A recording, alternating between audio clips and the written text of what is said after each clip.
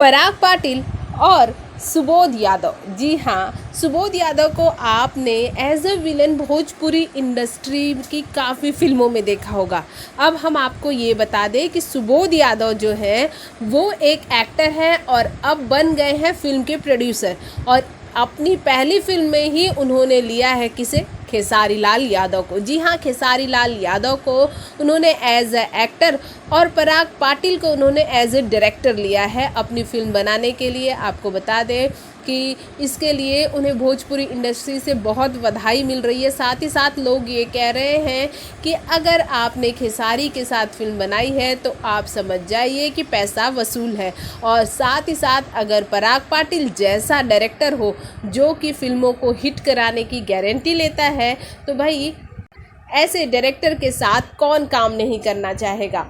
वैसे ये पहला मौका नहीं है कि जब ये डायरेक्टर और एक्टर की जोड़ी साथ में आ रही है। इससे पहले इनकी जोड़ी ने कई कमाल किए हैं, फिर वो चाहे संघर्ष के रूप में हो, फिल्म लिट्टी चोखा के रूप में हो, एक अनटाइटल मूवी है, और अब लॉकडाउन के बाद खेसारी ने ये एक पहली फिल्म साइन की है जो लोगों को बहुत पसंद आएगी।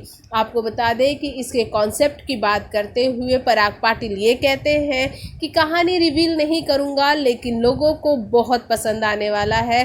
खेसारी एक अलग ही अंदाज में दिखेंगे और अपने प्रोड्यूसर सुबोध यादव के बारे में ये कहते हैं कि सुबोध एक बेहतरीन एक्टर हैं और इस फिल्म में भी वो एज अ विलन ही आपको दिखने वाले हैं। फिल्म की हीरोइन की बात करते हुए अभी ये बताया गया है कि फिल्म की हीरोइन इस फिल्म में अभी कंफर्म नहीं है। जैसे ही कंफर्म होगी उसकी इन्फॉर्मेशन भी दे दी जाएगी।